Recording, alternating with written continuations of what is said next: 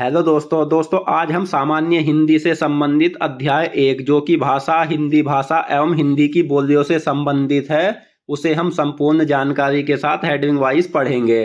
और आप यकीन करना, जो टॉपिक मैं आपको पढ़ाऊंगा उसके बाद उस टॉपिक के लिए आपको कोई और किताब पढ़ने की ज़रूरत नहीं होगी, क्योंकि एक किताब में आपको इतना सब कुछ नहीं मिलने वाला है जितना मैं आपको पढ़ाऊंगा। और दोस्तों, इससे बाहर एग्जाम में एक भी क्वेश्चन नहीं जाने वाला है। तो चलिए स्टार्ट करते हैं। टॉपिक को स्टार्ट करने से पहले मैं आपको उन तथ्यों को बता दूं जिन पर हम हेडिंग वाइज अध्ययन करेंगे। तो दोस्तों, इनसे ही क्वेश्चन भी बनते हैं, जिनमें हमारा पहला पॉइंट है भाषा की परिभाषा। नेक्स्ट पॉइंट है भाषा के रूप। नेक्स्ट है हिंदी भाषा का विकास, भाषा विकास के विविध रूप। नेक्स्ट है राष्ट्रभाषा या राजभाषा। नेक्स्ट पॉइंट है भाषा के अंग, भारतीय आर्य भाषा, अपभ्रंश या अवहट, हिंदी भाषा का मानकीकरण। और नेक्स्ट पॉइंट है हिंदी की बोलियां एवं उनके क्षेत्र। और दोस्तों, नेक्स्ट पॉइंट है भारतीय हिंदी परिषद, केंद्रीय हिंदी निदेशालय, लिपि लेखन, देवनागरी लिपि, उत्तर प्रदेश की प्रमुख बोलियां। नेक्स्ट है हिंदी का नामकरण, 8वीं अनुसूची में कुल भाषा। और नेक्स्ट पॉइंट है राजभाषा आयोग। दोस्तों, अगला पॉइंट है हिंदी की बोलियों के नामकरण करता, राजभाषा की संवैधानिक स्थिति, संपर्क भाषा, मातृभाषा या राज्य भाषा, हिंदी शब्द की व्युत्पत्ति। अगला पॉइंट है हिंदी के प्रमुख सम्मेलन, हिंदी भाषा की उपभाषाएं। और दोस्तों, नेक्स्ट पॉइंट है हिंदी भाषी क्षेत्र या सीमा। और भी हम अन्य महत्वपूर्ण तथ्यों को डिस्कस करेंगे। तो चलिए फ्रेंड्स, स्टार्ट करते हैं, जिनमें पहला है हमारा पहला पॉइंट, भाषा शब्द संस्कृत के भाष धातु से बना है, जिसका अर्थ है वाणी की अभिव्यक्ति अर्थात बोलना या कहना। दोस्तों, भाषा शब्द जो है वो संस्कृत के भाष धातु से बना है, और भाष धातु का अर्थ होता है वाणी की अभिव्यक्ति अर्थात बोलना या कहना। यह भाषा के अंतर्गत आता है। पहला पॉइंट है हमारा भाषा की परिभाषा। तो भाषा की परिभाषा के बारे में जानते हैं। व्यक्तवाची वर्षा येत्सा तय इमे व्यक्त वाच्य है, अर्थात जो वाणी वर्णों में व्यक्त हो उसे भाषा कहते हैं। यह पतंजलि का कथन है। नेक्स्ट पॉइंट है भाषा वह साधन है जिसके द्वारा मनुष्य अपने विचार दूसरों पर भली भांति प्रकट कर सकता है और दूसरों के विचार आप स्पष्टतया समझ सकते हैं। यह कामता प्रसाद गुरु का कथन है। दोस्तों, दूसरे शब्दों में कहे तो शब्दों के सार्थक समूह या संकेत को भाषा कहते हैं। इससे स्पष्ट होता है कि भाषा सामाजिक मनुष्य के बीच भावों तथा विचारों को पारस्परिक आदान प्रदान का एक सार्थक माध्यम है।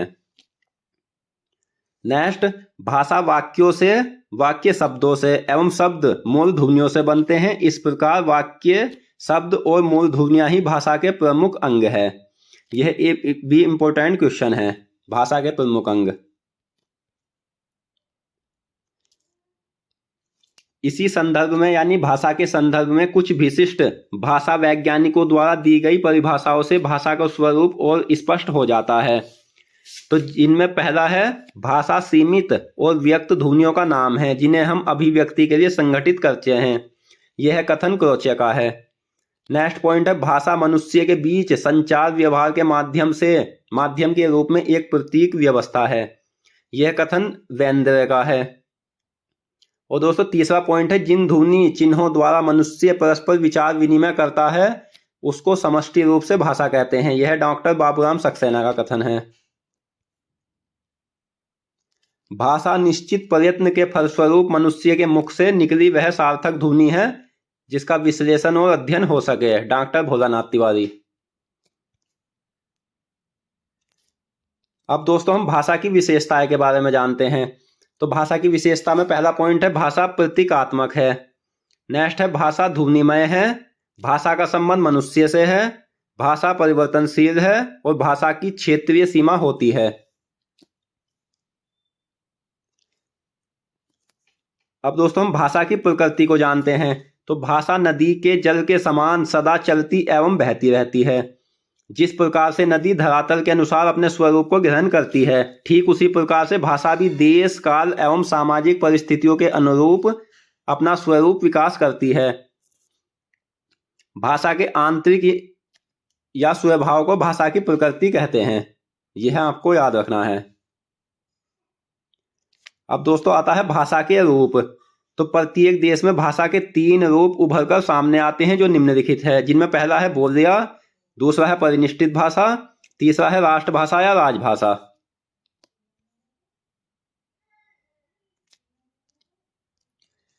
दोस्तों शुरू में आपको पढ़ने में यह अजीब और टफ लगेगा, लेकिन आप यकीन करना इससे बाहर एक भी क्वेश्चन नहीं जाएगा। आपको सभी के सभी क्वेश्चन जो एग्जाम में इस टॉपिक से संबंधित पूछे जाएंगे वो इन्हीं वीडियो के अंदर तथा इन प्रश्नों के अंदर ही आपको मिल जाएंगे। तो दोस्तों अभिव्यक्ति की दृष्टि से भाषा के 3 रूप होते हैं, जिनमें पहला क्या है मौखिक भाषा। मौखिक भाषा क्या होती है? परिचर्चा अर्थात विस्तृत व्याख्या भाषा का मौखिक रूप है। लिखित भाषा, भाषा का वह रूप जिसमें अक्षरों या चिन्हों की सहायता से हम अपने विचारों को लिखकर प्रकट करते हैं, उसे लिखित भाषा कहते हैं। जैसे लेख, पत्र, निबंध, कहानी, जीवनी आदि यह लिखित भाषा के अंतर्गत आती है। दोस्तों टॉपिक को कंप्लीट करने के बाद में इस टॉपिक से संबंधित जितने भी एग्जाम में क्वेश्चन आए हुए हैं उसकी मैं एक प्रैक्टिस सेट वीडियो लाऊंगा, और वे सभी क्वेश्चन भी आपको मेरी वीडियो के बाहर नहीं मिलेंगे, इस वीडियो से ही आपको सभी क्वेश्चन मिल जाएंगे। बस आप अच्छे से पढ़ लेना इस टॉपिक को। नेक्स्ट है दोस्तों सांकेतिक भाषा। तो जिन संकेतों के द्वारा बच्चे, गूंगे, बहरे आदि अपनी बात दूसरों को समझाते हैं उन्हें सांकेतिक भाषा कहते हैं।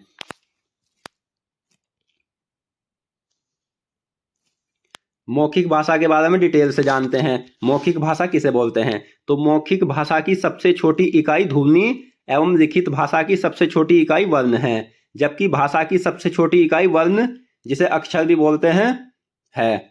दोस्तों यह एग्जाम में कई बार पूछा हुआ क्वेश्चन है, भाषा की सबसे छोटी इकाई क्या है? वर्ण जानते हैं, वर्ण किसे बोलते हैं? तो ध्वनि के लिखित रूप को वर्ण कहते हैं एवं वर्णों को लिखने के लिए जिन चिन्हों की आवश्यकता होती है उन्हें लिपि या लिपि चिन्ह कहते हैं। दोस्तों लिपि या लिपि चिन्ह क्या होता है इसे और डिटेल से हम आगे पढ़ेंगे।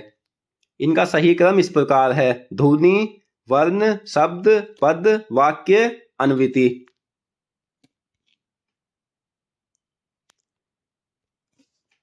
शब्द, शब्द के बारे में जानते हैं। तो वर्णों का सार्थक क्रम जो निश्चित अर्थ दे उसे शब्द कहते हैं। वर्ण क्या होते हैं? वर्ण सभी वे ए, आ, ई ऐसे सभी वर्ण होते हैं और ये सार्थक क्रम में जब रखे जाते हैं तो उन्हें शब्द कहते हैं। भाषा की लघुत्तम सार्थक इकाई शब्द है, जैसे कमल, नयन, चयन आदि। दोस्तों यहां जैसे कमल हुआ तो यह तो एक शब्द है, क्योंकि कमल जो होता है एक फूल होता है, तो वर्णों का सार्थक समूह को शब्द कहते हैं। और यह कमल, नयन और चयन इसमें 3-3 वर्ण हैं, तो यह लघुत्तम सार्थक इकाई है, इसलिए इसे भाषा की लघुत्तम सार्थक इकाई कहते हैं, क्योंकि इनमें तीनों में सेम शब्द है। अब पद के बारे में जानते हैं। सार्थक वर्ण समूह शब्द कहलाता है, और जब यही शब्द वाक्य में प्रयुक्त होता है तो तब इसे पद कहते हैं। जैसे मोहन क्रिकेट खेलता है, तो यहां मोहन शब्द है, क्रिकेट शब्द है, खेलता शब्द है और है भी शब्द है। दोस्तों यह 4 वाक्यों से बना है, परंतु वाक्य में प्रयुक्त होने पर यह शब्द पद कहलाते हैं। वाक्य 2 या 2 से अधिक शब्दों के सार्थक समूह जो निश्चित अर्थ प्रदान करते हो उन्हें वाक्य कहते हैं। नोट के रूप में देखते हैं तो वाक्य का कोई ना कोई अर्थ जरूर होता है, जो शब्द आपस में मिलकर कोई अर्थ न निकाले वह वाक्य नहीं हो सकता, यह भी आपको याद रखना है। दोस्तों भाषा की पूर्णतम इकाई वाक्य है। मोहन कल विद्यालय जाएगा, जैसे मोहन कल विद्यालय जाएगा, यदि इसे जाएगा विद्यालय मोहन कल के रूप में लिख दिया जाए तो इसे वाक्य नहीं, ये वाक्य नहीं कहलाएगा बल्कि शब्द समूह कहलाएगा, क्योंकि यह निश्चित अर्थ प्रदान नहीं कर रहा है। जबकि मोहन कल विद्यालय जाएगा ऐसे लिखा जाता तो यह निश्चित अर्थ प्रदान करता, वाक्य कहलाता।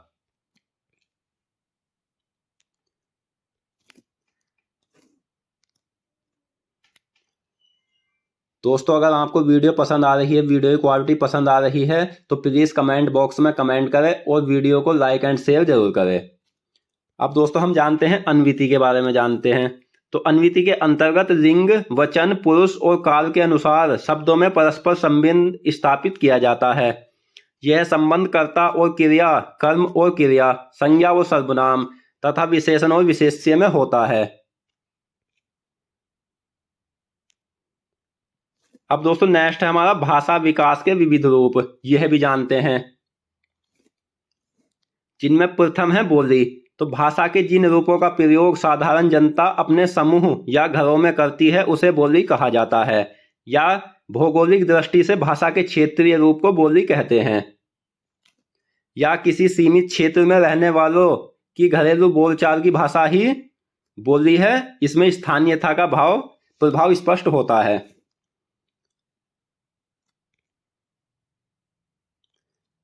अब दोस्तों नेक्स्ट है विभाषा या उपभाषा। जब कोई बोली अपने भौगोलिक विस्तार के कारण किसी प्रांत या उपप्रांत में प्रचलित हो जाती है उसे विभाषा या उपभाषा कहते हैं। ऐसा कहा जाता है कि बोली का बड़ा एवं विस्तृत रूप विभाषा है। यहां से एग्जाम में क्वेश्चन बनता है कि बोली का विस्तृत और बड़ा रूप क्या कहलाता है, तो आंसर होगा विभाषा या उपभाषा।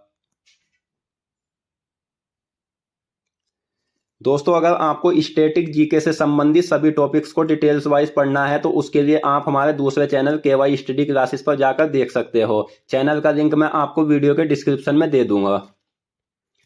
अब नेक्स्ट है हमारी परिनिष्ठित भाषा।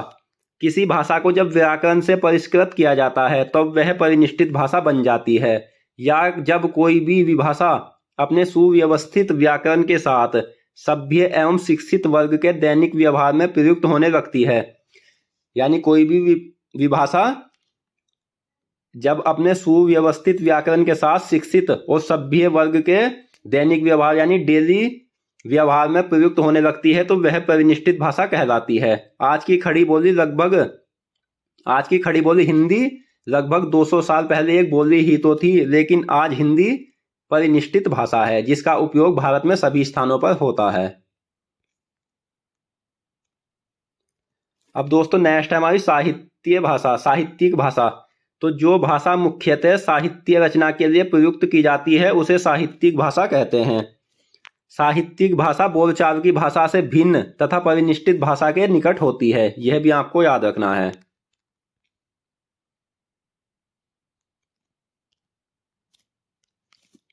अब नेक्स्ट है दोस्तों विशिष्ट भाषा। तो विशिष्ट भाषा क्या होती है, तो जो भाषा विभाषा एवं परिनिष्ठित भाषा से सर्वथा भिन्न विविध व्यवसायों अथवा कार्यों की शब्दावली से निर्मित होती है उसे विशिष्ट भाषा कहते हैं। जैसे कानून की भाषा, अदालतों एवं उच्च न्यायालयों में जो भाषा व्यवहार में लाई जाती है। दोस्तों जिस प्रकार से मैंने हेडिंग वाइज इस टॉपिक को अपनी वीडियो में रखा है, और अगर आपको इसे अच्छे से याद करना है और समझना है तो आप इसे अपने नोटबुक में नोट्स के रूप में लिख देना, जिससे यह टॉपिक अच्छे से याद हो जाएगा आपको। अब नेक्स्ट है राजभाषा। राजभाषा क्या होती है, तो जो भाषा किसी राष्ट्र द्वारा संवैधानिक रूप से सरकारी कामकाज के लिए स्वीकार कर ली जाती है तथा जिस भाषा में सरकार अपना सारा कार्य एवं सभी सूचनाओं को प्रसारित करती है उसे राजभाषा कहते हैं। हिंदी भारत सरकार की राजभाषा है जो भारतीय संविधान द्वारा स्वीकृत है।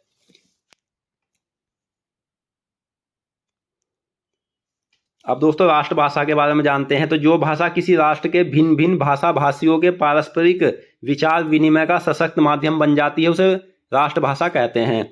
राजभाषा और राष्ट्रभाषा में हिंदी का क्या योगदान है, इन्हें क्या दर्जा दिया गया है हिंदी को, और कब दिया गया है राजभाषा के रूप में, यह हम आगे पढ़ेंगे डिटेल्स वाइज।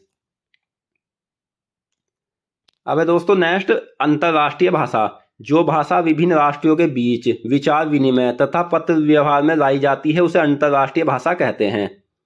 जैसे अंग्रेजी भाषा अनेक राष्ट्रों में रहने वाले लोगों में व्यापक रूप से बोली व समझी जाती है।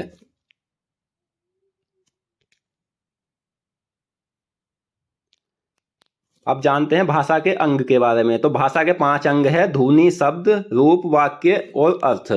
यह भाषा के अंग होते हैं। भाषा में परिवर्तन या विकास के कारण। तो इन कारणों को 2 वर्गों में बांटा जा सकता है: बाह्य और आंतरिक। बाह्य आंतरिक में प्रमुख निम्नवत है: भौगोलिक, ऐतिहासिक, सांस्कृतिक, साहित्यिक, सामाजिक और वैयक्तिक। आंतरिक कारणों में प्रमुख है जो प्रयत्न, लाघव, अज्ञान, बल, जानबूझकर परिवर्तन, सहज विकास और सादृश्य। यह भाषा में परिवर्तन या विकास के कारण है। दोस्तों आज की